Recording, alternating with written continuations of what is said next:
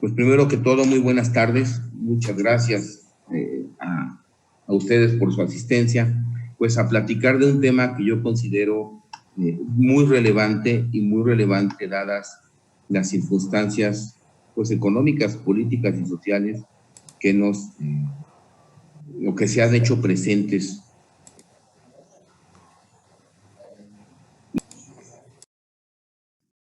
Esta pandemia, esta crisis sanitaria o esta contingencia sanitaria, pues que ha puesto a la economía en vilo, y junto con la economía, pues otros factores como el empleo ahora, de manera más reciente, pues el crédito y el endeudamiento de las familias.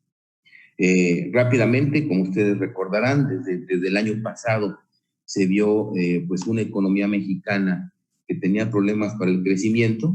De hecho, la economía, lejos de crecer, se redujo ligeramente, 0.1% o menos 0.1% cayó.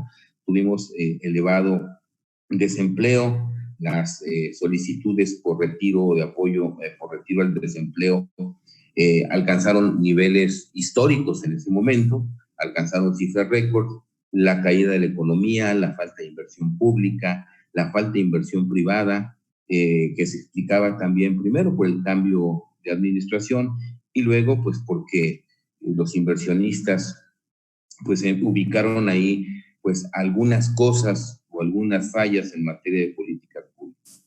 Así terminamos el año pasado, un año complicado, y a principios de este año pues las perspectivas no eran un tanto cuanto mejores, y se combinó con este tema de la contingencia sanitaria, de la pandemia, que finalmente pues acabó por, en términos muy objetivos, por detener la economía, por detener el empleo, por detener la actividad económica.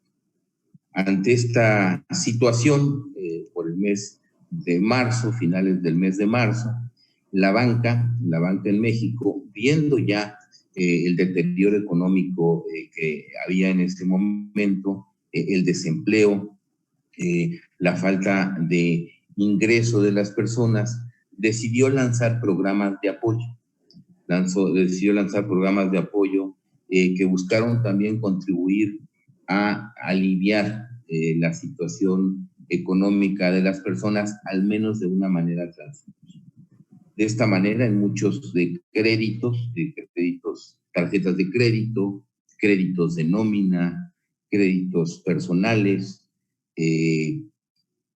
créditos a pymes, financiamiento automotriz, es decir, todo este crédito llamado de consumo, los bancos lanzaron un programa que buscaba o que ha buscado detener o congelar los pagos que tenemos que hacer pues por ser usuarios de este crédito, detenerlos o congelarlos durante 4 meses. Algunos bancos anunciaron el programa que podía ser extensivo hasta 6 meses, pero como todo programa, ha llegado o está llegando a su fin, y este programa pues está llegando a su fin en un momento en el que la economía aún no muestra signos claros de recuperación. Yo les diría, lejos de mostrar estos signos de recuperación, estamos pues inmersos en una de las crisis pues más importantes que ha tenido el país desde hace mucho tiempo. No solamente en crecimiento económico, se han perdido empleos, se han perdido la planta productiva, no ha habido un esfuerzo claro y contundente por parte del gobierno, ni ninguna política fiscal, ninguna política pública que busque hacer que la economía se vuelva a mover. A diferencia de otros países del mundo, en donde se buscó mantener la planta productiva, en donde se buscó salvaguardar a las fuentes de empleo, que son las empresas, pues aquí no ha habido un intento serio realmente de generar ese nuevo movimiento económico o evitar que el desempleo crezca. Y en cambio, estos programas pues están llegando a su fin. Cifras dadas por la propia Asociación Mexicana de Bancos nos hablan, para que tengamos una idea de la magnitud de este problema, nos hablan que al programa, a los programas que anunció la banca, se adhirieron 9 millones de créditos. 9 millones de créditos que a lo mejor no necesariamente son 9 millones de personas, pero que si nosotros asumimos que una persona puede tener un crédito de auto, por ejemplo, y una tarjeta de crédito, o un crédito hipotecario y una tarjeta de crédito, pues podemos pensar en que no son menos de 6,5, 7 millones de personas las que de alguna manera se adhirieron a estos créditos y a estos programas, y se adhirieron a estos programas porque desde el mes de abril, finales de marzo, cuando se empezaron a esbozar, ya veían o ya sentían que venía una situación muy complicada.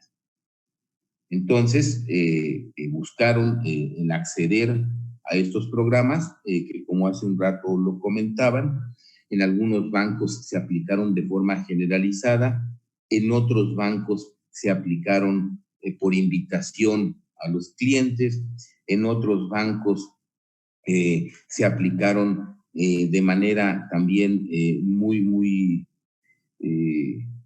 particular, vamos a llamar así, o de manera muy focalizada, pero el hecho es que al final del día, pues 9 millones de créditos.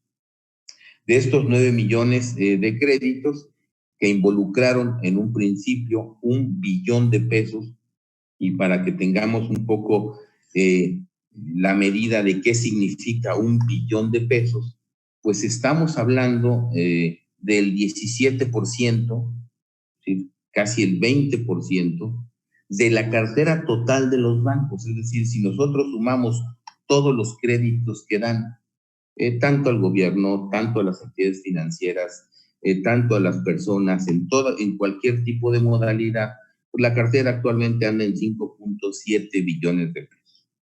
Sabemos también, por otro lado, que en este país, a pesar de que hay casi 50 bancos, pues el crédito, la actividad bancaria está concentrada en 5 bancos, podríamos decir, 6 en algunos casos, los que ya conocemos.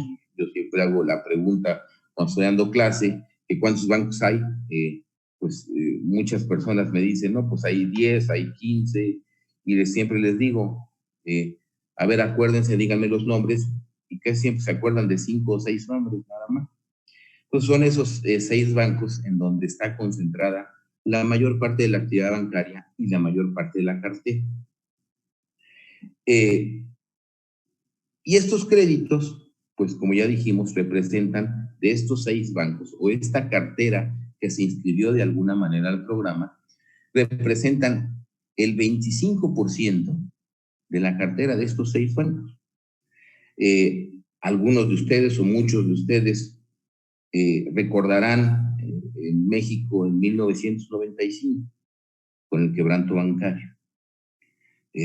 Otros más jóvenes no. El otro día en mi clase me preguntaban los estudiantes, y yo como si les estuviera hablando de historia antigua, ¿no? Hablándoles de lo que había pasado en 95, y fue algo que pues me tocó vivir, ¿sí?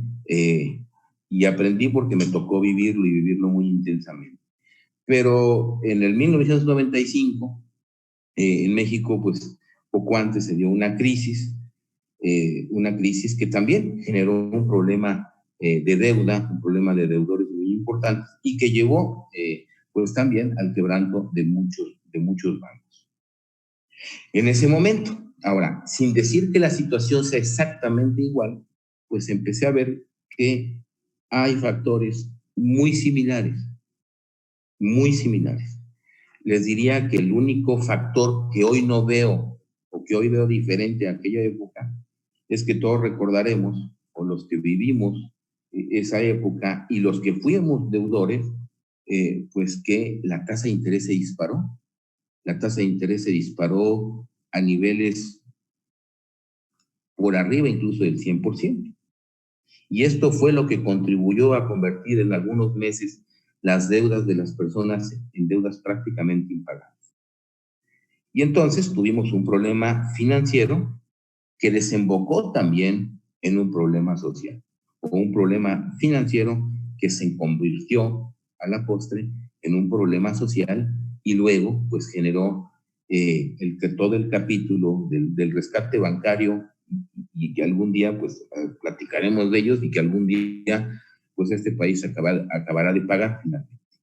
Pero entonces el caso es que los reportes de la ABM, los reportes actuales, nos hablan de estos 9 millones de créditos que representan 1 billón de pesos, en donde hay 3.3 millones de tarjetas de crédito se inscribieron al programa, en donde también 3.3 millones de créditos pymes o de créditos empresariales se inscribieron al programa, en donde casi 1 millón de créditos personales se inscribieron al programa, en donde también casi 800,000 créditos, 788,000 créditos de nómina se inscribieron al programa y donde casi 322,000 créditos hipotecarios se inscribieron también al programa.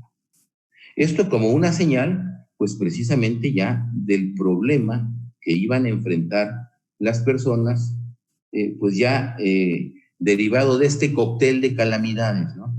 Primero, la falta de crecimiento un año antes, luego la contingencia sanitaria que llevó al cierre de muchísimas empresas, pequeñas y medianas en su mayoría, y a la falta de empleo.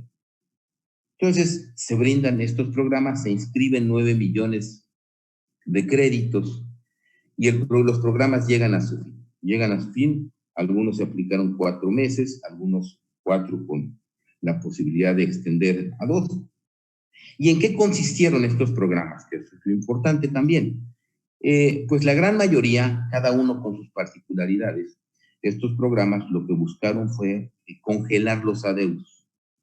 ¿Qué quiere decir? Es como si hoy hubiéramos tomado una fotografía, el 1 de abril, se toma una fotografía, nadie hace los pagos mínimos de su tarjeta, no son reportados al buró las personas que se inscribieran al programa, las personas que tenían un crédito de nómina, no se les perdonan, se les recorren los descuentos que se les hacen de manera quincenal o mensual 4 meses, lo mismo sucede en los créditos personales y en los créditos hipotecarios también, hagan de cuenta que se recorren.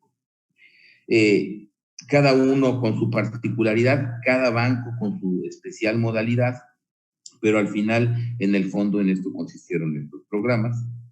Y pasa el tiempo, estos 4 meses, pues a muchos se les han ido muy rápido o muy lento por el confinamiento, pero el hecho es que el plazo termina en agosto, estos 4 meses, y esto quiere decir que se levanta otra vez el programa y volvemos a la realidad.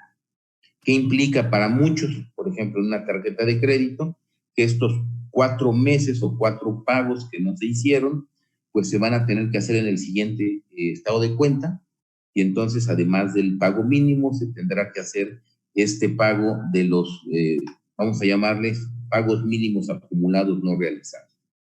En algunos casos, esto en los menores, esto se convirtió o se volvió parte del capital. Entonces, el caso es que el próximo mes, dependiendo de las fechas de corte de cada tarjeta de crédito, seguramente tendrán que hacer mayores pagos. ¿Cuál fue el efecto final? O al final del día, al final del día, las personas siguen debiendo o siguen debiendo más inclusive. ¿Por qué? Porque si yo estaba en la mensualidad 15 de mi crédito hipotecario, pues qué bueno porque me dieron liquidez en este tiempo, pero hagan de cuenta que como no pagué estos 4 meses, pues apenas voy a continuar a partir nuevamente de la mensualidad. Entonces eso ha generado pues esta presión sobre el endeudamiento de las familias, porque durante este tiempo las familias pues tuvieron incluso que endeudarse, que gastar incluso un poco más debido a la contingencia. Ustedes recordarán al principio que no se sabía si íbamos a salir la siguiente semana, hasta en las compras se detonaron, y se detonaron compras de algunos productos, pero el hecho es que hubo un mayor gasto al principio, y ahora muchas familias, muchos trabajadores están regresando a sus trabajos y se dan cuenta que, por ejemplo, pues la misma crisis ha llevado a una reducción salarial, lo que es mortal, por ejemplo, en un crédito de nómina, lo que es mortal en un crédito personal. ¿Por qué? Pues porque la deuda continuó, en algunos casos se abultó y el ingreso cayó. Y en el peor de los casos, o en el límite, pues el desempleo ha generado, pues ya prácticamente para muchos, la imposibilidad del pago. En este momento, pues reestructurar un adeudo, sí, es lo conveniente y lo vamos a ver, pero pues una persona que no tiene empleo, ¿cómo reestructura o qué reestructura? Es decir, por más buena voluntad que se tenga de reestructurar, pues si no se cuenta con un ingreso, seguramente va a haber problemas. Ahora, estos 9 millones de créditos que empezarán a vencerse entre agosto, septiembre u octubre, pues lejos de disminuir, ¿sí?, la perspectiva, la proyección, es que aumente. ¿Por qué? Pues porque la situación económica no es mejor que hace 4 meses. Al contrario, es pues más adversa, yo les diría. Estamos viviendo la parte más cruda de la crisis. De hecho, vemos notas en los periódicos, vemos datos estadísticos en los que dice que en el mejor de los casos el empleo se va a empezar a recuperar pues a finales quizás del próximo año, pero no en el corto plazo. Estamos viendo cómo la actividad económica, alguna va a cambiar para toda la vida. Yo creo que el turismo va a cambiar para toda la vida, va a pasar muchísimo tiempo en que vuelva a tener los niveles que tuvo, y así otro tipo de actividades. Los comercios, por ejemplo, los restaurantes, que es una industria pues que mueve mucho la economía, están usándose al 30%. Una de las clases que doy es microeconomía, y bueno, pues todo el mundo sabe que los restaurantes y que los negocios tienen costos fijos, y que para un restaurante es muy complicado tener las mesas al 30% si él no paga el 30% de la renta, él sigue pagando la renta completa. Entonces, todo eso nos hace ver que la situación, lejos de mejorar, vamos a llamarla así, pues en el peor de los casos sigue igual. Y en cambio, ya enfrentamos este nuevo endeudamiento. Por eso, las estimaciones realizadas y los datos muestran que lejos de disminuir estos 9 millones de créditos, van a aumentar. Van a aumentar, ¿qué tanto? Unos más que otros. Quizás aumentarán más los créditos o la cartera vencida de las tarjetas de crédito, quizás no aumenten tanto los créditos hipotecarios. La gente lo último que quiere perder es su casa, y la gente pues lo primero que deja de pagar es la tarjeta de crédito. Entonces, esto nos indica que lejos de disminuir estos 9 millones de créditos que ya se veían con problemas, es muy probable que aumenten ahora que se levanten los problemas.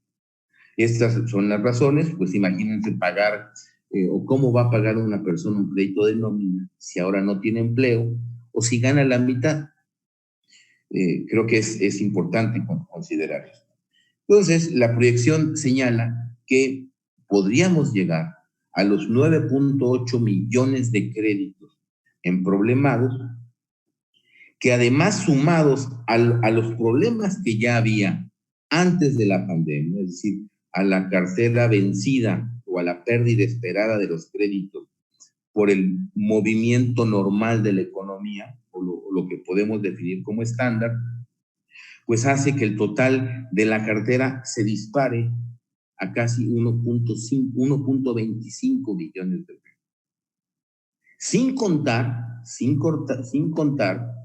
con las deudas o los créditos que involucran tiendas departamentales, por ejemplo, que no se reportan, digamos, en un reporte de la Comisión Nacional Bancaria de Valores, que no son deudas con entidades bancarias, como le podemos llamar, y que son, pero que también son deudas. Todas las tarjetas departamentales, la parte crediticia que tienen las SOFOMES, las SOFIPOS, las cajas de ahorro, y que no entraron en este análisis, si no las cifras podrían ser mayores. Ahora, ¿cómo le va a hacer todas estas personas? ¿Cómo se va a pagar este billón 25,000 millones de pesos de cartera que puede presentar problemas? Y que, como dijimos, si estamos hablando de que en promedio cada persona puede tener 1.5 créditos, es decir, 1,5 créditos, pues estamos hablando ya de un universo de 7 millones de personas. Una cifra que a lo mejor aquí hay dos compañeros que en su momento a lo mejor pueden decirme, pero yo recuerdo que en el Barzón, por ejemplo, éramos casi 1 millón de afiliados. Y ahorita estamos hablando de 7 millones de personas. 7 veces más lo que en el 1995 fue el Barzón. Es una cantidad nada despreciable. Yo les decía, pues como ustedes saben, trabajo con muchos legisladores y de alguna manera he estado en la política mucho tiempo. El número de ahorradores, o perdón, de deudores que podrían estar involucrados son más que los votos que tuvo el PRI en la elección de 2018. Para que podamos medir la magnitud del número. Entonces, esta crisis financiera se puede convertir en una crisis social. Porque ante esta cartera retrasada, vamos a llamarle así, por no decirle vencida todavía, es una cartera morosa, ¿quiénes van a entrar primero? ¿Quiénes son los primeros que entran con una presión muy fuerte, de las cuales pues ha habido quejas? Durante mi paso por Conducef tenía diario quejas de esto, son los despachos de cobranza. Es el momento en el que entran los despachos de cobranza. ¿Por qué? Porque las personas se están acercando a buscar reestructurar sus créditos con la banca y hoy no tienen una respuesta. Desgraciadamente de ahí no aprendimos desde 1995. Si ahorita una persona se acerca a querer reestructurar un crédito, pues el banco le va a decir que no, una tarjeta de crédito. Quizás le diga que sí después de 3 meses o 2 meses que deje de pagar. Y eso precisamente es lo que hay que evitar. Hoy en la tarde tuve ya 2 consultas de personas que se han querido hoy acercar a una institución de crédito, a un banco, a buscar cómo reestructurar sus tarjetas de crédito, porque ya están viendo el problema encima y ya saben que se acaba este programa de apoyo, y hoy les dijeron que no. Entonces, lejos de empezar a solucionar el problema, se está empezando a gestar un problema muy fuerte. ¿Quiénes son los primeros que entran? Las administradoras de cartera, los despachos de cobranza, que además buscan sorprender a las personas. No se trata de fomentar la cultura del no pago, sino al contrario, de fomentar una sana cultura financiera, pero también parte de esa sana cultura financiera son lo que pueden y lo que no pueden hacer los despachos de cobranza, que en este momento ya están empezando a hacer, pues yo les diría, su labor a algunos y su labor extralimitada a otros. ¿Qué no puede hacer un despacho de cobranza? Porque muchos de nosotros o muchas de las personas van a estar en este tipo de problemas, esperemos que no, pero los números dicen que sí. Recordar simplemente que los despachos de cobranza no pueden utilizar nombres ni términos judiciales, es decir, hace algunos años, imagínense, todavía me tocó verlo en Conducef, había un despacho de cobranza que se hacía llamar la Procuraduría Judicial de Cobranza. Esto de entrada espantaba todavía más a los deudores. Entonces, los despachos de cobranza no pueden utilizar nombres que asemejen instituciones públicas o instituciones de seguridad, vamos a llamarle así. ¿Qué otra cosa no pueden hacer? No pueden utilizar números telefónicos que aparezcan sin identificador, que me llaman y que aparenta ser un número desconocido, no pueden utilizarlo. Al contrario, tienen que mostrarlo y decir, identificarse la persona que los está llamando y decir por qué. Esto es también importante considerar. No pueden amenazar, intimidar, ofender a los deudores, a una persona que tiene un problema con su deuda. No la pueden intimidar, ofender, no pueden utilizar escritos judiciales amenazando con un embargo. No pueden. Estas cartas que mandan utilizan mucho embargo extrajudicial, pague en 72 horas. Esto no puede ser utilizado. Esto, lejos de ser una sana práctica, está violentando la ley, las disposiciones que al menos existen en materia de cobranza, porque también buscan sorprender a las personas. Entonces, no pueden hacerlo. Pueden ofrecer tratos, pueden ofrecer algún tipo de negociación, muchas veces disminuyendo el capital, disminuyendo los intereses, pero eso sí también hay que mencionar. Si un usuario, si un deudor es beneficiado con alguna quita de capital, pues lo más seguro es que quieren el buró de crédito, casi les puedo decir hoy, sería de por vida. Muchas veces nos ofrecen esta negociación, no nos explican en algún momento las implicaciones que tiene, pero pues estas se van a ver reflejadas en el buró de crédito. Sin embargo, esta oferta que nos hagan es una oferta que tiene que venir por escrito, es decir, no por teléfono, no la tomemos por teléfono sin más ni más, y también debe quedar constancia de esta oferta. Y por el otro lado, el pago, si es que llegamos a algún acuerdo con el despacho, debe hacerse en el banco. De hecho, las normas que se emiten en este sentido no recomiendan y no permiten que el pago sea directo a los despachos de cobranza. Yo no soy mal pensado, pero muchos despachos de cobranza nunca enteraron el dinero y queda la persona como de otra vez una deuda y no tenemos con qué justificar que fue pagada. Entonces, ese es un elemento que realmente tenemos que considerar y que tener muy presente.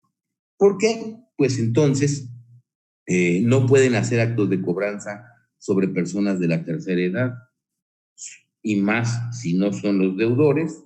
No pueden hacer actos de cobranza sobre niños, es decir, que dejen el recado con el niño, con un menor de edad que haya contestado en la casa, y no pueden hacer actos de cobranza sobre o en las oficinas de las personas, en el trabajo de las personas, a menos que la persona haya dado este número telefónico para su negociación o para su cobro. Tampoco pueden irse sobre conocidos, digamos, salvo que estos conocidos sean los verdaderos avales, o sean los verdaderos obligados solidarios. En tanto no se puede. Hay que recordar que a partir sobre todo de la reforma financiera de 2014, son los despachos de cobranza para llevar a cabo algún embargo, pues tendría que haber un juicio de por medio, y para haber un juicio de por medio, pues tiene que haber la actuación de un juez, que en todo caso el juez sea el que emite estas disposiciones. Entonces, es otro problema derivado de la crisis de deudores que estamos viendo ya muy cerca de la economía mexicana, como les digo, basados en los créditos que se adhirieron en estos programas, en la situación económica que no ha mejorado, en el desempleo que va aumentando, y como le he dicho desde hace un momento, 7 millones de personas combinando endeudamiento de las familias, desempleo y bajos ingresos, pues son un cóctel explosivo. No solamente en materia de deuda, no solamente en materia de un impacto financiero para los bancos, sino también en materia social. ¿Qué se necesita? Y antes de entrar a lo que se necesita, o qué se busca, o qué se pretende. Antes de pasar a esto, les quiero hacer otra recomendación importante. Dentro de estas crisis y dentro de esta circunstancia que vivimos, imagínense la persona sin una tarjeta de crédito, o con una tarjeta de crédito que no ha podido pagar porque no tiene empleo, con la dificultad de acercarse a reestructurar, ante la imposibilidad de tener recursos. Hay compañías que desde mi gestión en Conducef, yo les llamaba los créditos milagro. Estos créditos que se anuncian y que regularmente están cerca del World Trade Center, que nos dan un folletito saliendo del metro, que nos dan un folletito en nuestro auto, en donde nos ofrecen un préstamo desde 3,000 hasta 500,000 pesos, casi en 24 horas.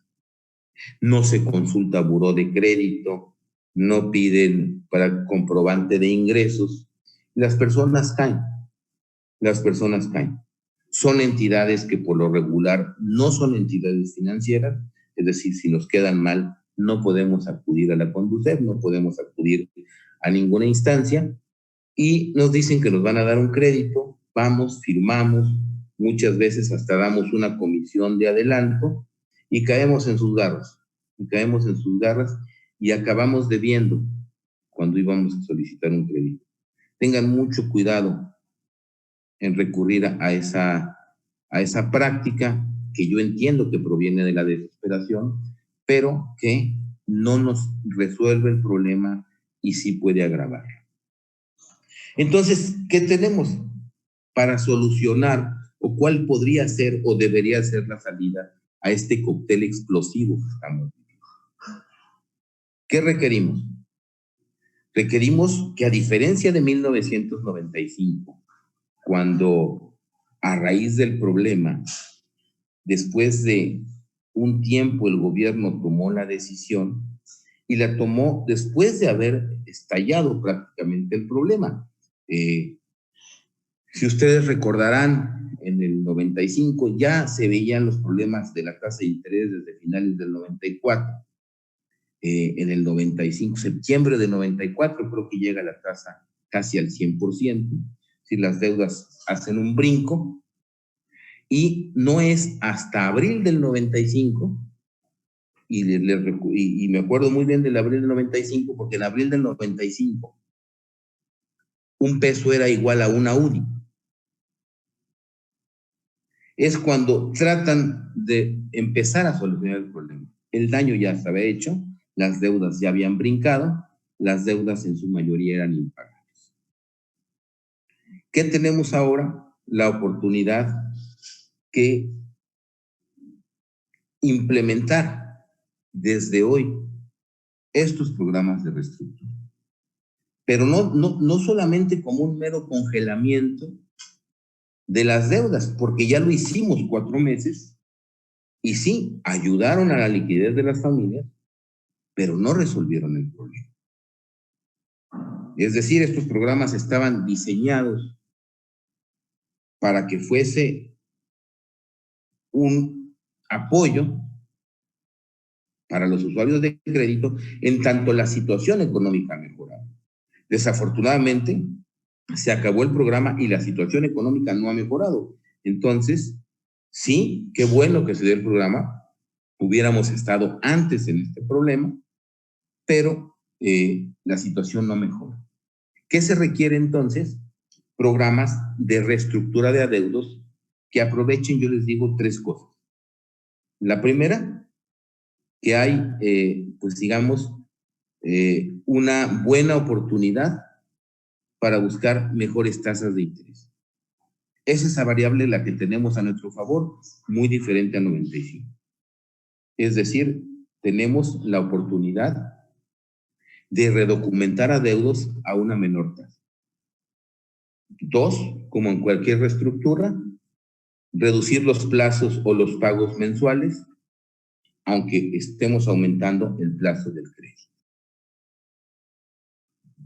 Tres, el 90% de los créditos, que es otra cosa que es importante mencionar, van acompañados de un seguro del desempleo. Yo me atrevería a decirles que casi la totalidad de los créditos, con excepción de la tarjeta de crédito, van acompañados, así como van acompañados de un seguro de daños, van acompañados de un seguro de desempleo.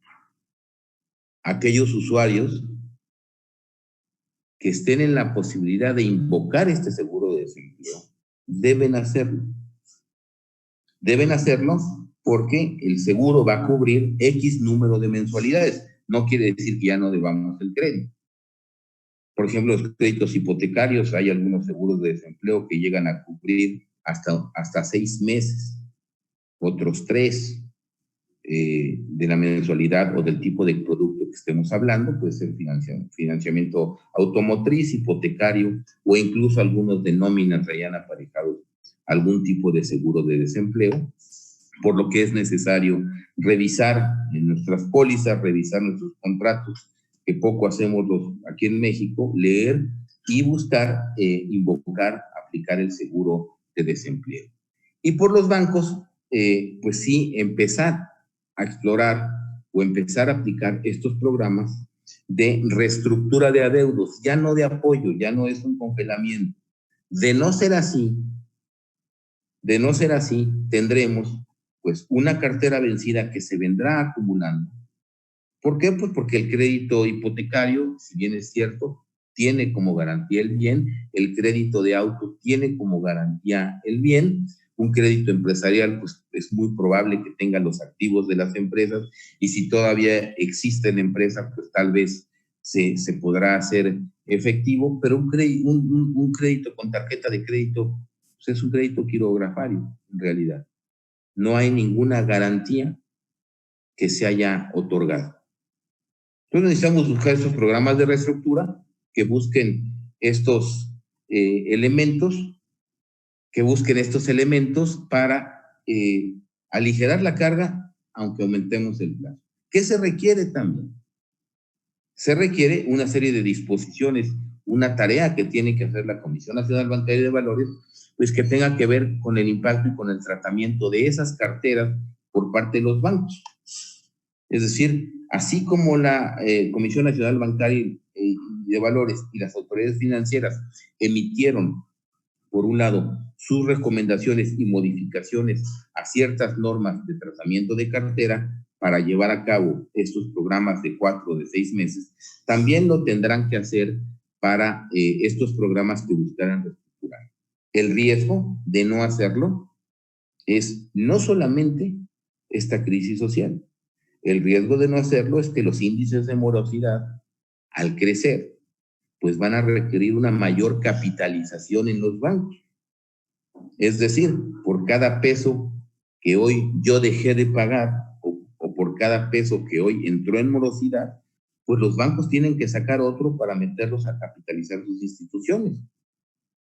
En un momento en donde es claro, lo hemos visto los datos del trimestre y los datos del año, pues las mismas utilidades de los bancos han venido a la baja, las mismas utilidades de los bancos o los ingresos de los bancos han mostrado reducciones, entonces pues tampoco va a ser tan fácil para ellos estar capitalizando. Es necesario porque yo no imagino la economía mexicana pues con un problema de liquidez o con un problema fuerte en alguna de las 5 instituciones que alguna vez fueron rescatadas, es decir, con Bancomer, con HSBC, con Citibanamex o con Santander o Scotiabank.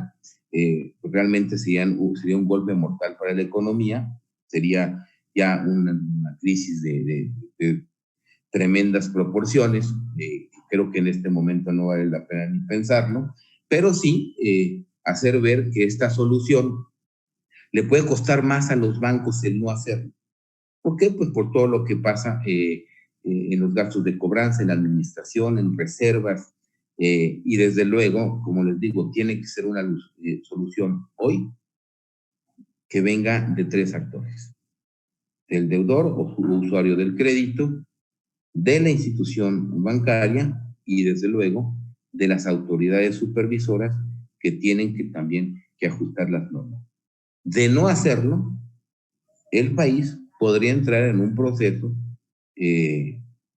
pues similar al del 1995 en cuanto a la crisis social de deudores que podría generarse, que nos llevarían a un problema financiero y que pues ojalá y no terminara en un problema más serio de liquidez para las instituciones bancarias.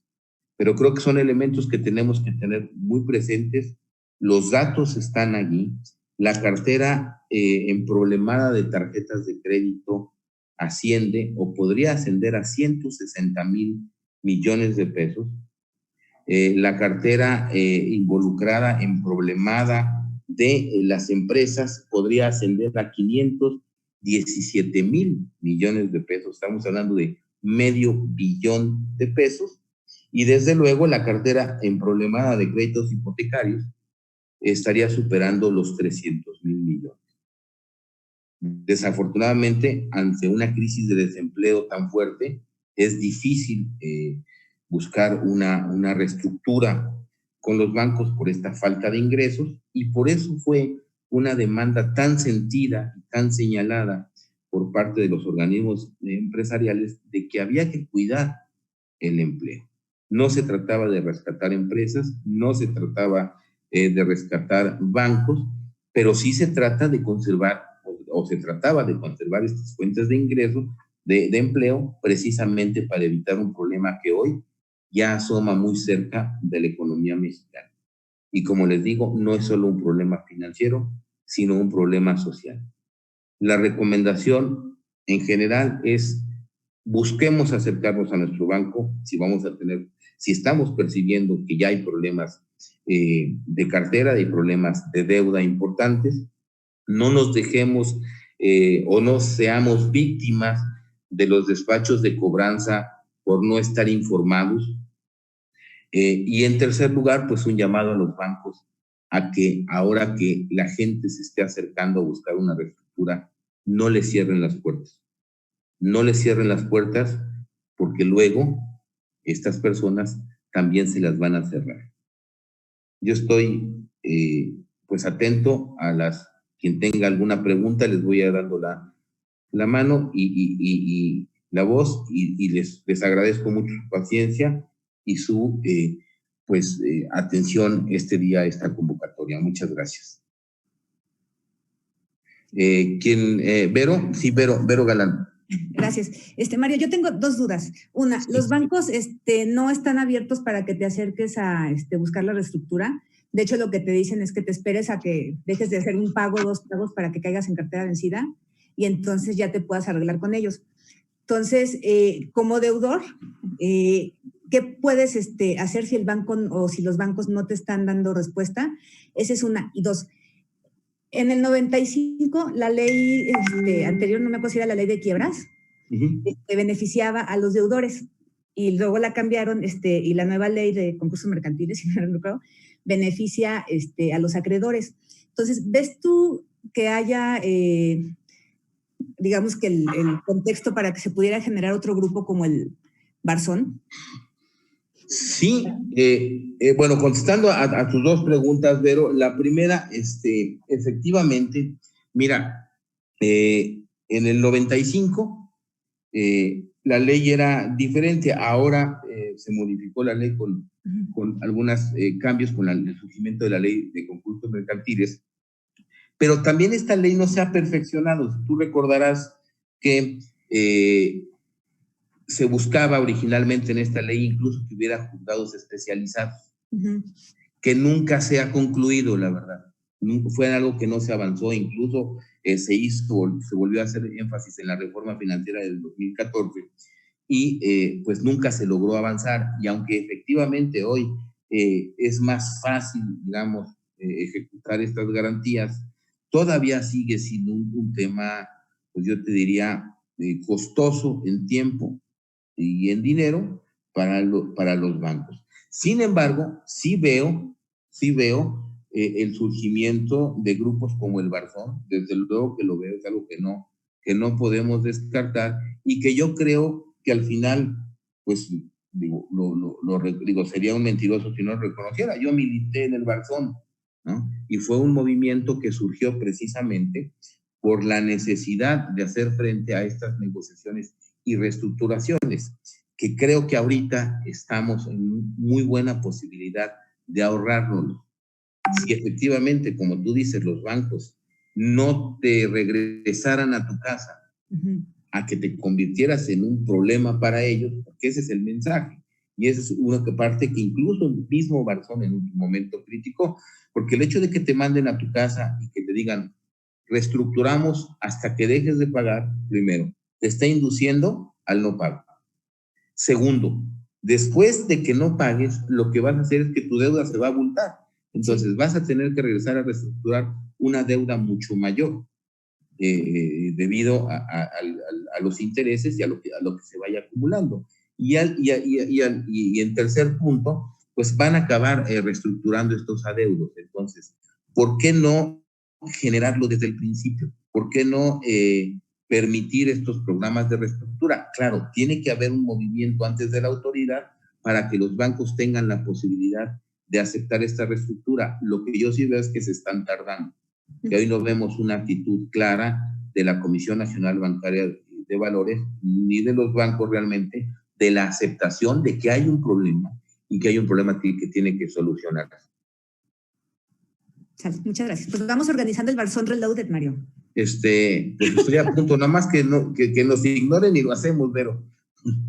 Dale, gracias. Dale. Bruno Venegas.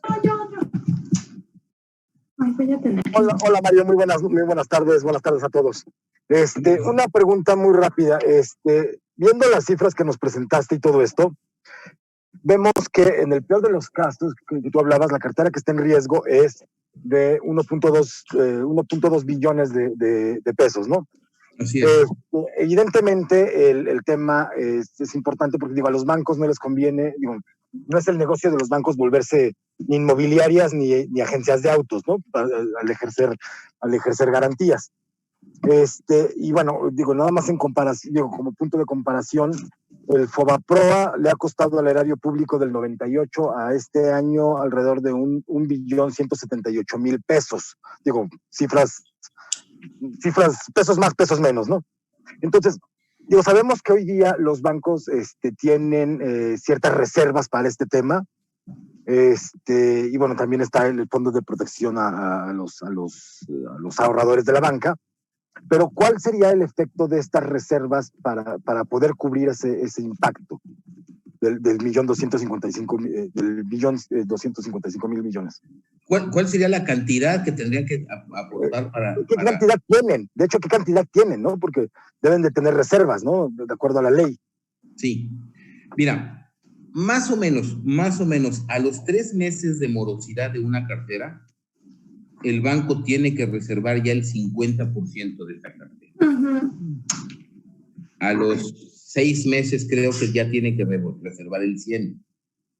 Entonces, estaríamos hablando de que en 6 meses, pues los bancos, ponle tú que de esta parte que estén dada en crédito, de este billón que ya dieron en crédito, tengan una parte reservada, pero pues la reserva no sería menor de 500,000 millones de pesos, hablándolo en términos generales. Imagínate asumiendo que las utilidades de los bancos del año pasado fueron del orden de 150,000 millones de pesos, creo que fueron 100,000 millones, 120 años. Entonces estamos hablando de 2-3 veces sus utilidades anuales. Es una cantidad que incluso para los bancos es muy pesada y que se podría evitar este costo si entramos en estos programas de reestructura acordados con la autoridad supervisora y acordados pues con los usuarios. Habrá un impacto del cual no nos podemos desprender, que es, yo les diría, lo que ya hoy la bancaria o ya los números de la Comisión Nacional Bancaria de Valores al mes de mayo asumen como una pérdida esperada en estos créditos. La pérdida esperada a mayo del 2020 en estos productos que estuvimos hablando, productos crediticios, ya es de 175,000 millones de pesos. Es decir, no hagamos que esta pérdida esperada crezca más, porque a todo el mundo nos va a costar. Claro, y otra, se me fue la idea. No, digo, mil gracias, Mario. Al contrario, Bruno, todavía estoy a tus órdenes, ¿eh? Gracias. Conrado Ortiz, ahorita les doy la... Mario, ¿cómo estás? Buenas tardes, Conrado. Oye, yo te quiero preguntar un poco más macro. Tu clase fue magistral, como siempre, a detalle, qué hacer, qué no hacer con tus créditos personales. A mí me preocupa más el tipo macro, dado la coyuntura política, dada la cara que le está poniendo la autoridad a los problemas, y el fantasma que se está escuchando mucho del crecimiento exacerbado, no sé qué tan real sea, de la informalidad, que finalmente eso incide en que la gente deje de pagar, porque no le vas a encontrar ninguna manera para cobrarle. Y entonces caemos en el peor escenario que nos comenta, era justamente un estallido social, que es lo que, con un año complicado como el pasado y un escenario único, histórico, como el que estamos viviendo, y la antesala de unas elecciones, se podría complicar, que fue un tanto el estallido que pasó en 95, que la gente estaba en la calle, no tenía empleo, se le ponía el tú por tú al banco y a cualquiera que le debiera, que generó quiebras masivas de empresas, y no sé qué tanto veas que se puede acercar el escenario en términos de que la cartera suba y que se puede empezar a recuperar el empleo. Tú mencionabas que hasta el próximo año quizá se podía hablar de mejora del empleo. No sé si este cóctel tan explosivo, ¿cómo lo veas en probabilidad para que el año que entra si pudiéramos hablar de mejores niveles de empleo, pero no empleo informal, sino recuperar realmente empleos dados de alta en el seguro, etcétera, empleos formales, pues? No, definitivamente yo coincido con lo que comentas, la incipiente creación de empleo o semi-recuperación del empleo ha sido del empleo informal y, porque más no es mayor empleo informal y menores ingresos incluso dentro de la informalidad, lo Exacto. Que acelera el problema. Dos, lo que comentas de las empresas, en el 95 lo vivimos a partir de esta crisis, que fue una crisis derivada por factores macroeconómicos que originaron que la tasa de interés al final del día se disparara. Aquí los efectos los tuvimos desde antes.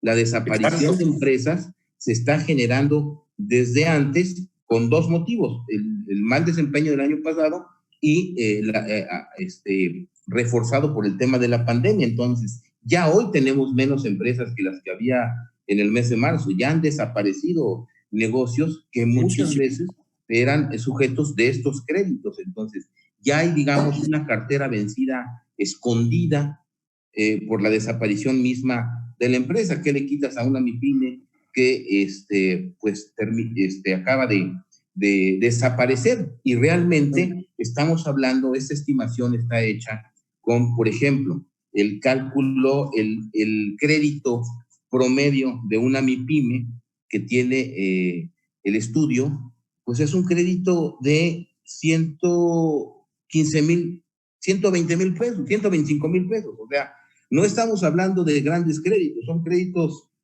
perfectamente alcanzables, y yo les diría hasta un tanto cuanto subestimados.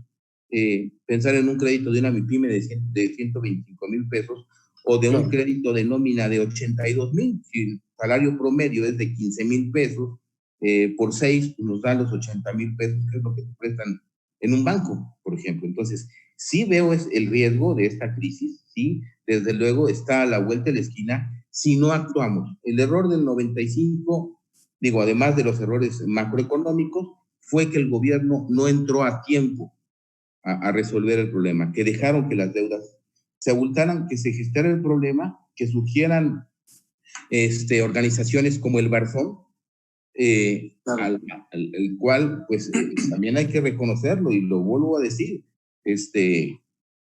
le cayó mal a muchos, pero fue la solución de muchísima gente que no tuvo para dónde hacerse. Es cierto, el mismo expresidente Fox fue barzonista, claro. Y fue un movimiento de las clases medias, que eso es muy importante.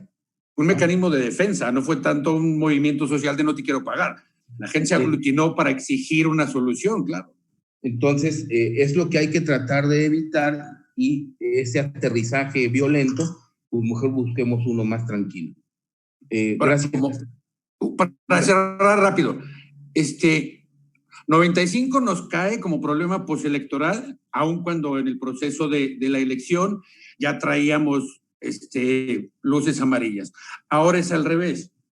Ahora estamos en la puerta de un proceso electoral, de unas intermedias que también pueden, pues no sé si obligar al Estado a hacer algo para bien, o sea, para que la sociedad en su conjunto se pueda recuperar, o para llevar agua a su molino.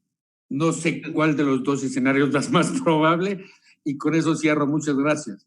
Gracias a ti, Conrado. Yo veo que el programa económico, lo que se plantea como programa económico en el paquete que se va a presentar en menos de un mes ya en la Cámara de Diputados, tiene que generar una inversión muy importante, olvidarse del gasto corriente, y eso no quiere decir seguir desapareciendo dependencias, sino darle un verdadero impulso a la inversión pública, pero también quitarle el miedo a la inversión privada, darle las mayores certezas del mundo. Nadie puede invertir en este país con el terrorismo fiscal que han desatado. Ok. Muchísimas gracias, Mario. De nada, Alan. De nada, Conrado. Alan, por favor. Hola, buenas noches. Gracias, Mario. Son dos preguntas que tienen que ver, por ejemplo, el Barzón. Yo sé que el movimiento del Barzón tiene que ver algo Alfonso Ramírez Cuellar, obviamente dirigente en lo que se generan nuevas elecciones en Morón. De alguna manera, es pregunta, no estoy afirmando nada. ¿Crees que pudiera esto beneficiarse o que quieran llevar este movimiento porque ellos saben perfectamente que esta situación va a afectar a muchísimas personas, a empresas y obviamente a empleados, para dejar de pagar esos créditos, de acuerdo a todo lo que nos platicas? ¿Tú crees que esto pudiera ser una especie de estrategia del gobierno para que ellos a través del Barzón o algún otro mecanismo lo aprovechen? Porque no tiene mucho sentido que no ayuden a empresas como lo han hecho otros países. Pues mira, esa es mi pregunta.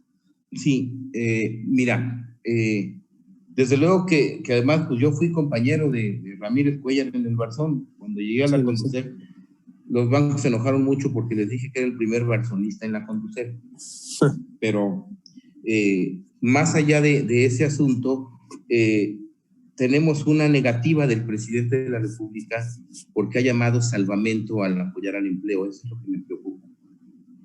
Si no actuó antes para evitar que llegáramos a esto, porque las voces, no la mía, la de todos los analistas, la de todos los países, buscaban cuidar el empleo para que no hubiera transmisión de la crisis a la parte financiera. Esto no lo hizo bajo el efecto o bajo la hipótesis de que no había rescate. No se trataba de rescatar a las empresas, se trataba más bien de rescatar al empleo, de mantener las fuentes de empleo, como lo hicieron otros países. El problema que yo veo es no que lo quieran utilizar con tintes políticos, porque han actuado, o expresidente ha actuado paradójicamente de una forma más dogmática que lo hicieron los neoliberales, que me perdonen, ¿sí? Entonces, si bien es cierto, Ramírez Cuellar puede tener en mente, o él sabe hasta dónde puede llegar estas instituciones, y lo sabe muy bien, porque fue un dirigente del Barzón, fue el dirigente del Barzón. No creo o no se les ve la cara de actuar, y lo sabe Ramírez Cuéllar, y lo sabe Dolores Padierna, y lo sabe pues gente que incluso militó de alguna manera, lo sabe el propio Fernández Noroña, que fue miembro de la Asamblea de Deudores de la Ciudad de México, es decir, lo saben muchos actores. El problema es que el presidente está negado a cualquier tipo de apoyo a la economía. Vuelvo a decir, no es un rescate, no se busca un Fobaproa, que además, puntualizando un poco, ya que hemos hablado del Fobaproa, acuérdense que el Fobaproa tuvo dos tipos de programas. El primero, el programa de intervención y saneamiento, en donde se les dio apoyo a las instituciones a cambio de acciones. Y ese se pagó todo, ese sí lo pagaron las instituciones. El que no pagaron fue el programa de capitalización y compra de cartera, porque fue cuando se les compró la cartera chatarra, la cartera incobrable, y no dieron en garantía pues prácticamente nada. La prueba está en que muchos años después en Estados Unidos lo que se hizo para salvaguardar a la banca, para salvaguardar su sistema, fue darles apoyos, la Fed, a cambio de acciones. Entonces, el país, ahora resulta que el país más capitalista del mundo salvó a sus bancos, y aquí no hemos querido ni siquiera salvar el empleo. Ese es uno de los problemas que yo veo en este momento con el gobierno. Si no hay una colaboración del gobierno en términos de normas de supervisión, de registro de carteras, de evaluación de carteras, los bancos difícilmente van a poder actuar en cuanto a programas de reestructuración. Y ante lo que hemos visto hoy de la negativa y de la insensibilidad económica del presidente para tomar medidas a tiempo en otros aspectos que también eran para mantener la actividad económica, no lo hemos visto. Entonces, esto puede derivar en una crisis social que pueda ser aprovechada por ellos. Creo que es algo que pues políticamente sería traficar con las deudas de las personas, traficar con el sufrimiento de las personas, y es una situación que creo que todos, incluso los propios legisladores, tienen que tratar de evitar, poniendo ese tema en la mesa y resolviéndolo, antes que tome otro tipo de tintes que ya ni siquiera podamos controlar. De acuerdo, gracias, Mario. Alejandro Lelo, ¿cómo estás, Alex?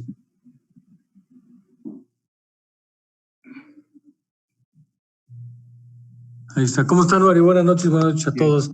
Mario, oye, sí. A ti sí te puedo quemar con la edad. Es otro de los sí. orígenes del Fobaproa, junto con Agustín Vargas. Sí, sí, me tocó.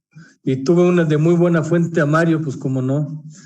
Mario, aprovechando, bueno, primero que nada, ¿tú no ves entonces en Ramírez Cuéllar, Dolores Padierna y todas estas personas que fueron parte del Barzón, incluso uno dirigente, no les ves voluntad política en ese momento, ya que están ellos en el poder, ya que su partido, su alianza forma parte del partido en el poder, no les ves voluntad política para actuar en este caso en defensa de los usuarios de servicios financieros, básicamente bancarios? Número uno, y digo dos, ya aprovechando, Mario, que tocaste el tema del 95 y demás, ¿quiénes son los empresarios aliados de López Obrador que fueron los más beneficiados, sobre todo con créditos irregulares, créditos ilegales, que fueron los más importantes del quinto transitorio, que no se hicieron nuevas auditorías?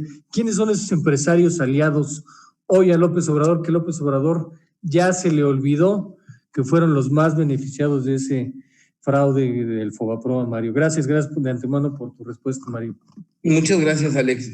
Mira, la primera pregunta, como te digo, están conscientes, pero desgraciadamente hoy, y creo que uno de los problemas más importantes que estamos viviendo en México en materia de discusión política y económica es que la Cámara de Diputados está convertida en una oficialía de partes. Es decir, el presidente manda lo que quiere hacer, y en esta oficialía de partes, pues el grupo mayoritario les aprueba todo. Entonces, aunque Ramírez Cuéllar tuviese ahí, porque saben las consecuencias de esto, saben las implicaciones que tiene un problema de deuda, de cartera vencida, dudo que en este momento pues hay algún legislador que vaya a querer contravenir a la política económica o a la mala política económica del presidente. Nadie lo ha hecho y creo que nadie lo hará, y ese es un tema que debería de preocuparnos a todos. ¿Por qué? Porque el problema se está gestando y, como les digo, es un problema financiero que puede tener un cauce no solamente financiero, sino social. Entonces, Ramírez Cuéllar sabe muy bien lo que sucede y las implicaciones de temas de cartera vencida sobre las empresas y sobre los usuarios y sobre los deudores. Pero aunque él quisiera, me imagino que no lo van a dejar porque necesitan la voluntad del presidente. Bueno, si el presidente hoy es el que aprueba los créditos que da o no da la banca de desarrollo, pues con más razón una acción de tal envergadura, porque luego lo relacionaría con el costo fiscal. Y la segunda pregunta, Alex, te voy a mandar ahí el libro con la lista de los la lista negra. ¿El el de López Obrador o los dos? 740 casos, no, el mío, de los 740 personas físicas y morales que están dentro de los que les generaron pasivos en los programas de capitalización y compra de cartera, pero todos los sabemos y ya sabemos pues también qué bancos fueron los en su momento los más beneficiados. Perfecto, gracias Mario, gracias. ¿Me lo mandas de veras, Claro que sí, Alex. Por ahí lo tenía, pero ya entre tantas cosas. Gracias, Mario. Gracias a ti. Lisbeth.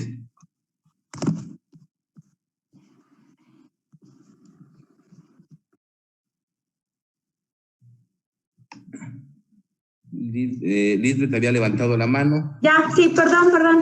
Cuidado. Se trabó la computadora, disculpa. Oye, Mario, yo tengo 3 preguntas para ti. Hablaste de un impacto en reservas, pero también mencionaste un impacto en los índices de capitalización. Es decir, primero vamos a tener como bancos los impactos en reservas y eso nos va a llevar a tener que elevar los índices de capitalización, obviamente, ¿sí entendí correcto? Y bueno, sí, más que en reservas, tú vas a tener un impacto en los índices de morosidad. Ajá. Los índices de morosidad se van a ir para arriba, en mayor o menor medida en cada banco, ¿no? Uh-huh. Todo depende del tipo de crédito en el que esté especializado. Por ejemplo, yo estaba revisando ahorita, porque además estas estadísticas vienen por banco, que uno de los bancos que más activamente participa en el crédito personal, y me llamó la atención, es Scotiabank, por ejemplo, ¿no? Y el otro que participa también de manera muy importante de nómina, pues es Banorte por las nóminas que tienen, y desde luego Bancomer y Banamex pues participan en todo por el tamaño que tienen, pero en donde ellos tengan su mayor grado de especialización, ahí les puede pegar en mayor o menor medida los índices de morosidad. Quien tenga más cartera de tarjetas de crédito, ten la seguridad que va a ser de los que más va a subir mucho su índice de morosidad y al mismo tiempo, en la medida en que suba el índice de morosidad, va a ser en la medida en que ellos tengan que inyectar precisamente reservas, que inyectar capital, pues para evitar que esta relación se deteriore, y eso es donde les va a costar, porque les va a costar eso y les va a costar pues toda la gestión administrativa de la cartera vencida. Ok, perfecto. Oye, mi segunda pregunta es, ¿cuál es la instancia donde uno puede acercarse para poner quejas respecto a las malas prácticas de cobranza? Mira, en la Conducef teníamos este servicio. Es una sección que le pusimos el REDECO, Registro de Despachos de Cobranza. Ahora, no deja de ser una ley imperfecta, debo decirlo. Lo que haces tú en el portal de la Conducef es quejarte contra el banco que está utilizando un despacho que está llevando a cabo prácticas indebidas. Todos los despachos deben de estar registrados en el REDECO, pero también deben de estar registrados para quién trabajan. De tal manera, son muchísimos despachos, pero por ejemplo, de tal manera que tú puedes saber si Certec, estos servicios técnicos de cobranza, pueden o no gestionar o cobrar una deuda de Scotiabank, por ejemplo, ¿no? A lo mejor no tienen contrato con Scotiabank, entonces de ahí ya te debe sorprender la llamada. tú presentas tu queja, la queja viaja a la institución bancaria y la institución bancaria es la que tiene que si la institución bancaria no le contesta al usuario, la Conducef tiene que multar a la institución bancaria por solapar, digamos, a un despacho que se está portando mal. No es fácil lograr este portal, no ha sido fácil aplicar la ley, pero es lo mejor que se tiene en este momento y lo que se busca es informar a las personas para que no se dejen sorprender. Imagínate que te llega a tu casa un escrito que venga de la Procuraduría General de Cobranza, que en 72 horas te vas a embargar. Bueno, a lo mejor en ese momento te sales y tratas de conseguir el dinero, pues hasta con una de las empresas de crédito milagro, porque te están amenazando de esa manera, y eso no se puede hacer, y la gente tiene que estar muy bien informada para no caer en estas prácticas. No dejar de pagar, porque además, si tú te quejas contra un despacho, eso no quiere decir que ya no vayas a pagar. No, eso quiere decir que se le aplican una serie de multas y penalizaciones a la institución y al despacho, pero la deuda se mantiene. Ah, ok, perfecto. Oye, ya mi última pregunta es, si tú tienes un atraso que se generó por una comisión, por decirte, de anualidad, ¿hay alguna diferenciación para reportar a buró de crédito o algo así? No tanto la diferenciación, lo que hay es el tiempo. Acuérdate que en el buró de crédito tú quedas, o el tiempo que quedas depende de la cantidad que debas. Ahorita no la recuerdo de memoria, pero tienes un primer nivel. Creo que 2.500, ¿no? Algo así. Ándale, hasta 2.500 que quedas creo que 1 o 2 años, y ahí va subiendo, hasta que no se da una baja de capital, en donde tu estancia en el buró pues puede ser pues casi de por vida, cuando hay una quita fuerte de capital. Aunque sea por comisión, aunque no sea por una compra. Aunque sea por una comisión sí, aunque no sea por una compra. Ok, perfecto, gracias. Agustín. Mario. Sí, Agustín. Oye, Mario, yo quiero preguntarte, la banca reiteradamente, y en las últimas semanas, ha insistido en este tema de las reservas en sus diferentes carteras crediticias, pero releyendo todas las cifras que tú has dado a conocer últimamente y algunas que tenemos que nos ha proporcionado la propia comisión, me parece que no serían o no están los montos suficientes como para enfrentar una eventual quebranto, o no quebranto, digamos, impago por parte de los deudores. ¿Cuánto tiempo podría soportar los bancos o en qué tiempo se empezarían a observar este tipo de problemas, como el caso de FAMSA, que es un problema que ya lo venían arrastrando desde hace meses, pero al final es un quebranto bancario y ahí está el problema ahorita, no se ha podido resolver ni siquiera para los ahorradores, ya no digamos para los deudores, para los ahorradores que tenían ahí depositados sus ahorros. ¿Cómo estás observando tú este fenómeno al interior de los bancos y cuánto tiempo soportarían sus finanzas ante una situación así, Mario? Mira, yo creo que el problema grave, en su mayor gravedad, lo tendríamos agosto, septiembre, como en 3 meses, entre octubre y noviembre, que son los 3 meses donde ya empezarían a convertirse en verdaderamente morosas, o yo te diría ya en una cartera vencida, esos créditos, porque pasan de morosos a vencidos. Entonces estaríamos hablando de unos 3 meses que empezarían a tener problemas. Ahora, ¿en qué momento va a ser shock o va a ser crisis?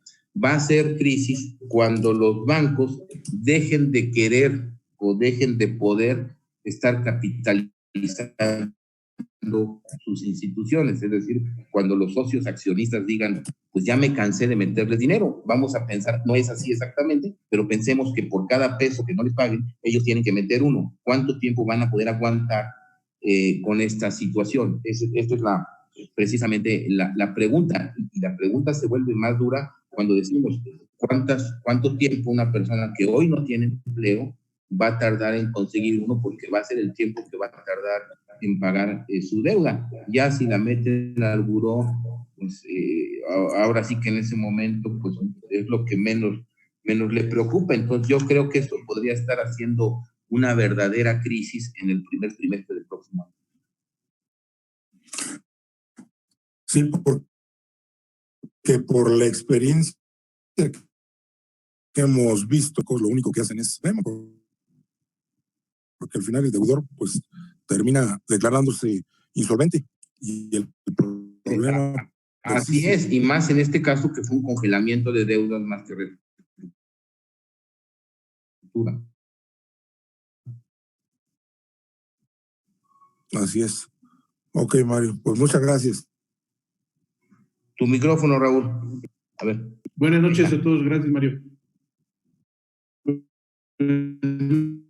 Nada más, fíjate, veo que en este tema, todos los días miércoles, no sé qué tanto se pueda ligar este tema que se está gestando y que seguramente va a tener un impacto muy fuerte en la clase media, que yo creo que es la clase a la que tenemos que apuntar con lo de voto útil 2021, y qué tanto se podría ir amalgamando no sé si llamarlo agrupación, como lo comentaba Vero, pero sí este tipo de asesoría que tú conoces a la perfección y que mucha gente va a estar necesitando para ir del último trimestre del año. Podría ser de suma utilidad y algo muy aglutinador, Mario. Gracias, Raúl. Mira, creo que este planteamiento, esta asesoría, pues desde luego está abierta siempre a todos. Creo que ahorita hay que buscar un buffer de contención ante esta crisis social que se nos puede salir de las manos a todos. Y esto es algo que tenemos que atender, y un poco para completar, incluso algo que me faltó comentarle a Agustín, es que además lo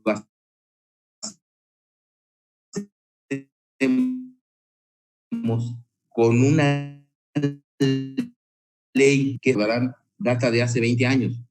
Y si bien es cierto, en la reforma financiera tuvo algunas pequeñas modificaciones, creo que hay dos que habrá que revisar o que habría que revisar, y que en este momento, a quien me preguntó sobre cómo veían las cosas en este momento en Morena o Ramírez Cuellar, pues les dio muy poco interés. Miren, Banco FAMSA fue un ejemplo de esto. Es un banco chico, a pesar del número de usuarios que tenía cerca de 580,000. Hay 2,500 usuarios ahorita a los que el seguro de depósito no les cubrió sus ahorros. Y si revisamos la ley del IPAB es una ley que se creó hace 20 años, en 1999, que se creó en un ambiente muy difícil, porque era el tema del FOBAPROA, que eso desvirtuó mucho la objetividad de la ley. Dos, el seguro de depósito de 400,000 UDIs, si lo comparamos hoy con el seguro de depósito de Estados Unidos, es la mitad. En Estados Unidos son $250,000. Entonces, es casi la mitad de lo que tenemos ahorita como seguro de depósito en México, y con un elemento adicional. En el caso de la liquidación bancaria, a quienes no los cubrió el seguro de depósito van hasta el cuarto o quinto lugar en la prelación.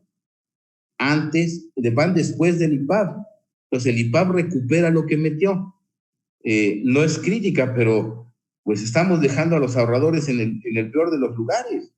¿Sí? ¿Para qué queremos un seguro de depósito que va a cobrar antes que el dinero que tenían guardado las personas y que el seguro de depósito no les cubrió? Entonces, este tema ya hubiese sido analizado y puesto en la mesa ahora en la Cámara de Diputados. Creo que hay partidos, si no mal recuerdo, el PRD ya planteó una iniciativa y el PAN planteó otra iniciativa relativa a la ley del IPAB, precisamente para adecuar este tema, que me parece que tiene que ser revisado.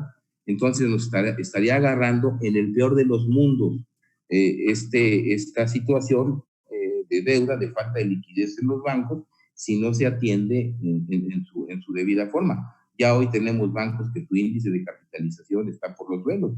ABC Capital ya tiene un índice de capitalización menor inclusivo al que tuvo Banco FAMSA momentos antes o días antes de ser intervenido. Si no hay alguna otra pregunta. Sí, creo que ya se preguntaron todos, ¿verdad? ¿Alguien más falta? Pues si no hay algún otro. Michela Sael quiere preguntar. Sí. ¿Quién, perdón? Yo, Michela Sael. Sí, por favor. Hola, buenas noches. Yo quiero retomar una pregunta que vi en el chat, que dice que de Sergio Rodríguez, ¿a qué instancia o de quién depende de que se implementen estos programas de apoyo? Retomo esto porque a mí me parece hasta cierto punto bastante crítico que surjan organizaciones, no sé, hay alguna dependencia o alguna entidad, como bien pregunta Sergio, que pueda un poco sentar este problema o ponerlo sobre la mesa, porque como bien dices, parece que no hay interés de por medio ahorita, pero ¿qué va a pasar después? ¿Hay alguien quien pueda poner esto sobre la mesa? Bueno, desde luego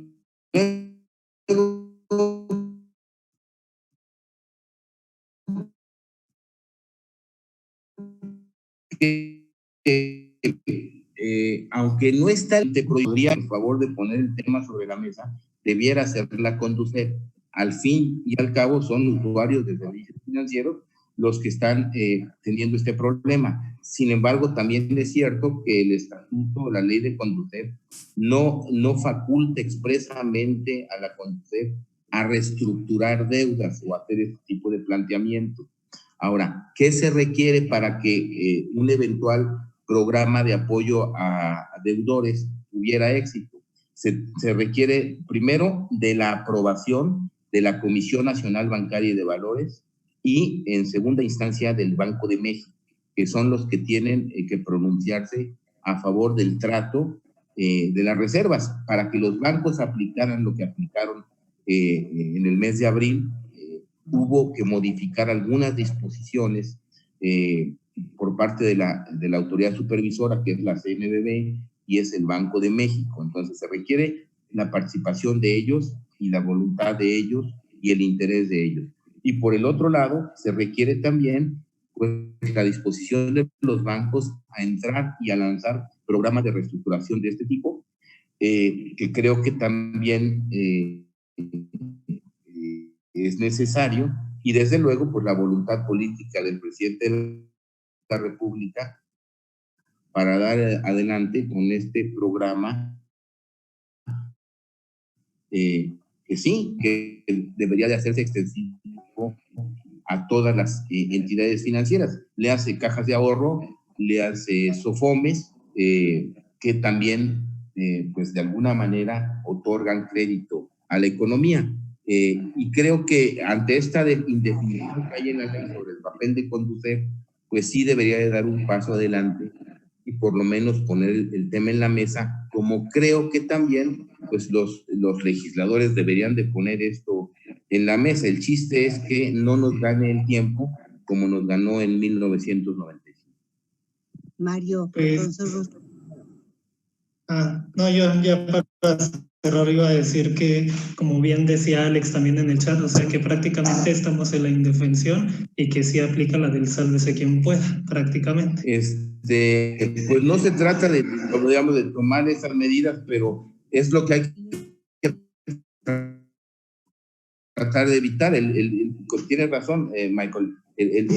Michelle, pues puede llevar escenarios que nadie quiere ver y que creo que a las instituciones bancarias serían a los que menos les convendría una situación de este tipo. Pero precisamente por eso son los llamados, y creo que debemos de hacer conciencia en los analistas y en los legisladores y en los bancos y en el gobierno de llevar a cabo ya estas acciones para no terminar en algo que creo que hoy nadie quiere.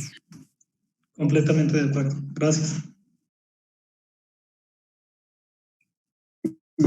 Mario de Constanza, ¿puedo? Sí, cómo no. Mario, desgraciadamente, gracias por toda la información. Yo congelé una tarjeta, la única que tengo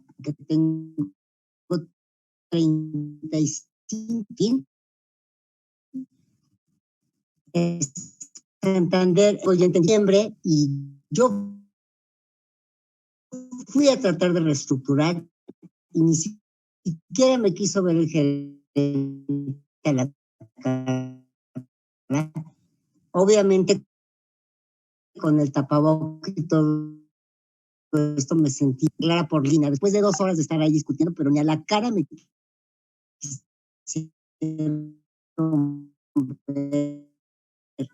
porque me tienen la verdad que precisamente es algo de lo que hemos he señalado, que es el escenario que menos queremos. ¿Por qué? Porque si para que yo sea importante para el banco voy a tener que dejar de pagar, imagínense qué círculo vicioso estamos generando y no un círculo virtuoso.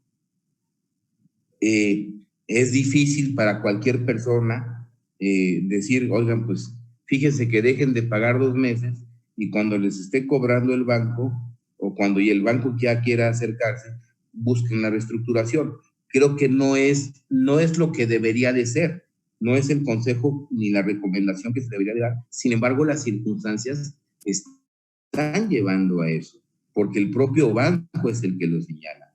Y como yo digo, ¿para qué llegar a esos niveles? ¿Para qué llegar a ese tipo de problemática si desde antes se pudiera solucionar este conflicto o esta negociación que a la larga además va a ser dañina para el deudor? Porque finalmente lo que hoy no paguemos en cualquier reestructura nos van a hacer pagar, incorporándola al capital, incorporándola al saldo deudor y con otro elemento, ¿no? Y seguramente en una reestructura, pues los bancos nos pueden pedir una garantía y al rato por una tarjeta de crédito estamos perdiendo el auto o la casa. Y son problemas sociales porque tienen repercusiones en la familia, en la estabilidad familiar. Entonces, no es precisamente lo deseable y por eso es que estamos a tiempo de hacerlo. Pero un banco que en este momento se rehúse a reestructurar, pues es un banco que está, primero, yo creo que dándose un balazo en el pie, porque la persona se puede ir y no volverla a pagar, y si más si es una deuda de tarjeta de crédito, que tampoco queremos fomentar eso, ni que al rato medio México termine el buró de crédito, porque al rato, pues, ¿a quién le van a prestar? Insistir. Hay que insistir con los bancos y si recibimos negativas, pues bueno, buscaremos las opciones adecuadas, pero si mientras el gobierno no actúe tampoco, pues va a ser difícil. Preparémonos para vivir este tipo de situaciones. Entonces lo aconsejable es que, aunque me hayan dicho por línea, perdón, Mario, que empezar a pagar ese acumulado, ¿qué harías tú? ¿Qué hago?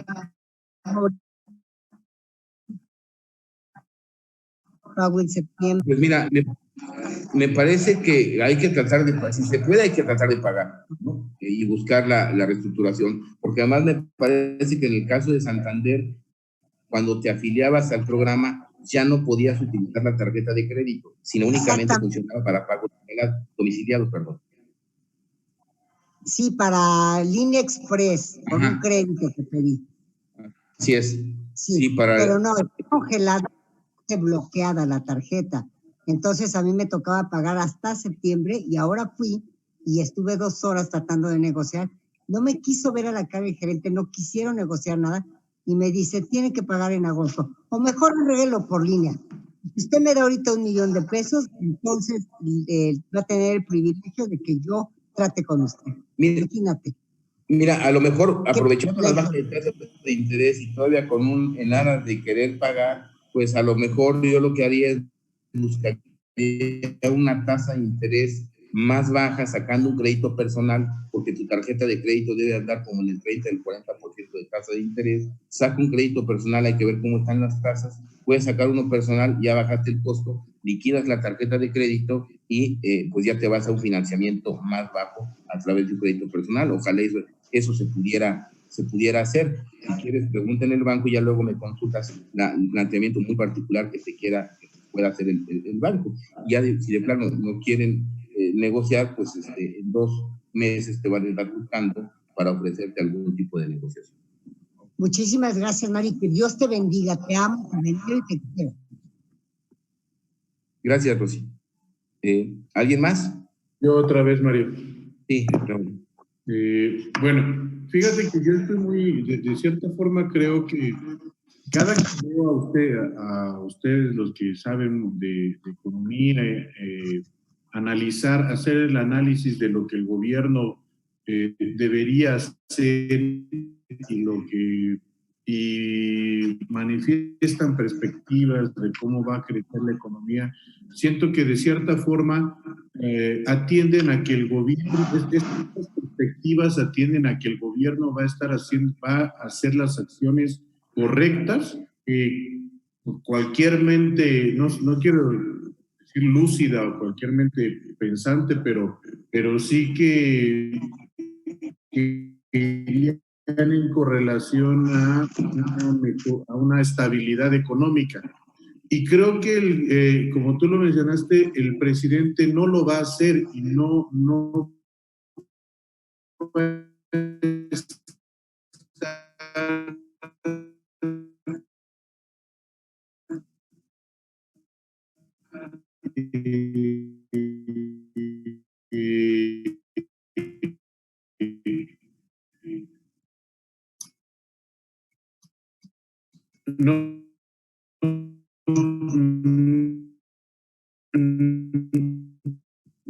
no tiene ninguna intención en salirse de sus dogmas de crecimiento en este año. Yo digo que podría ser mucho más porque el presidente no está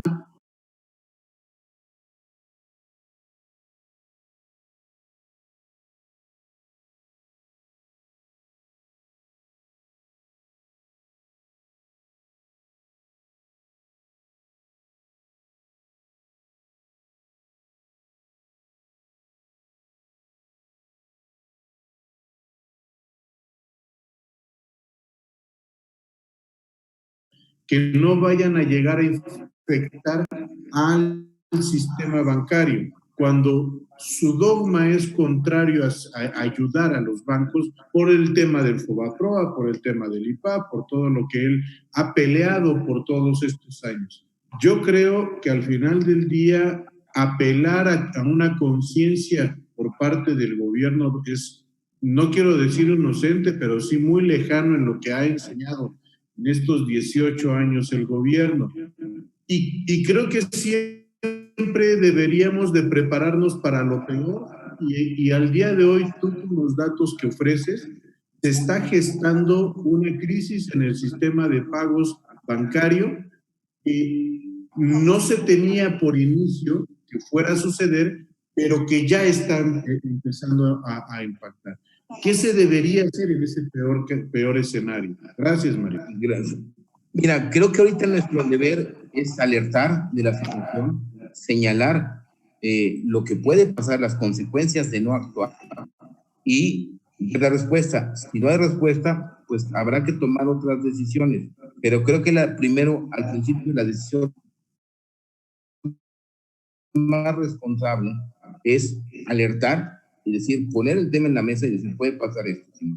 Si no se actúa por parte del gobierno, creo que uno ya cumplió con su deber profesional de honestidad intelectual y se verá qué se hace en estos casos. Que sea esto una alerta, un foco rojo, una llamada de atención quizás a las instituciones y a los bancos y al gobierno, pues para empezar a atacar y a prevenir este problema.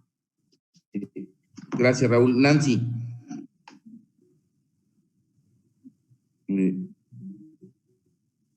Ahí está, Nancy. No se escucha bien, Nancy.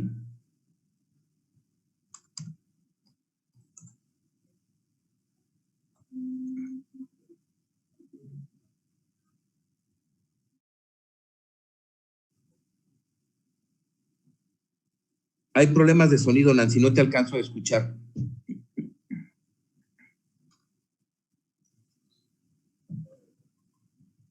A ver si me escucha. Ahí sí. Ahí está. Buenas noches, licenciado Buenas Mario. noches. Mire, yo saqué un crédito y fueron 30,000 pesos.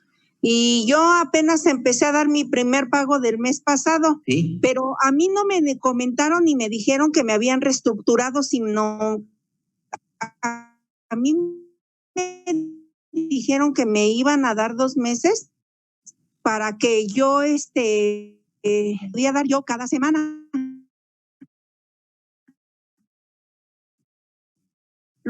Entonces, cuando pues yo hablé con la promotora y le dije que estaba bien. Y ella tenía que empezar a pagar, dice mi depósito, pero yo lo fui dando cada semana y el primer pago que di de 1,500, ahora me salieron con que yo tengo que hacer un depósito de 5,150, que porque yo debo un mes atrasado. Y me estaba diciendo ella que los 1,500 que yo deposité me los quitaron porque fue de la reestructura, cuando yo no les dije que estructuraran. Y entonces me entregan un papel a donde dice que yo debo 49,876 pesos. Eso es lo que dice que debe. Le digo, no, ¿por qué? Si de todos modos a mí me estaban dando mi interés, yo no les pedí la reestructura. Entonces, y todavía me está diciendo la señorita, me vienen a amenazar, me vienen a decir que me van a demandar, que me van a poner en buró de crédito, que me van a meter al jurídico, pero yo sí estoy haciendo cada semana mis depósitos, los hago de 600, de 370, de 1,000 pesos, dependiendo de cómo yo toda la semana junte, yo voy y hago mi depósito, pero aún así a mí me vienen, casi diario me han estado viniendo a amenazar que yo haga ese depósito de 5,180 o 70, que porque yo debo otro mes atrasado. Entonces, yo la verdad, pues yo no lo sé si seguirles depositando o habrá un lugar a donde yo pueda depositar y mi dinero pues sea válido, porque yo no sé si me lo estén quitando para de los intereses que me están cobrando. Eso es lo que me tiene ahorita a mí mortificada.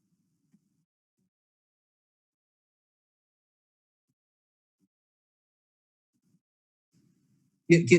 En el chat, más por Disney. favor, Sí. escribe, tienes mi teléfono, ¿no? Ya. Sí. Entonces, háblame mañana temprano y lo arreglamos. Te digo cómo le vamos a hacer.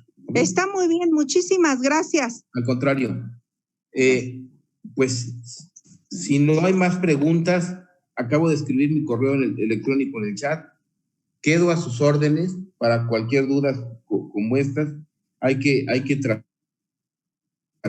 de evitar que la crisis más fuerte y que la crisis financiera, económica, se convierta en una crisis social. Y desde luego, pues yo les agradezco mucho su atención esta noche.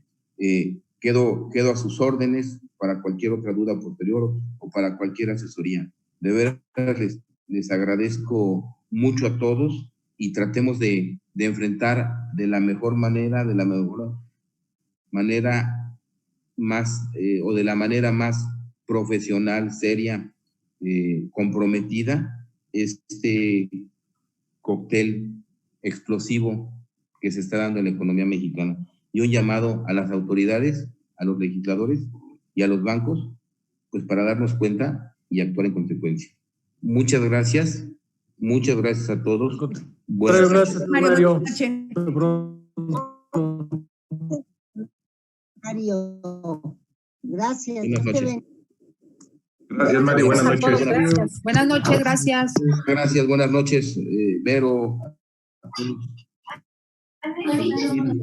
Alejandro, buenas noches a todos. Gracias. Buenas noches. Mario, mucho gusto. Buenas noches. Felicidades. Muchas gracias, Ricardo. Un abrazo al Conde Financiero.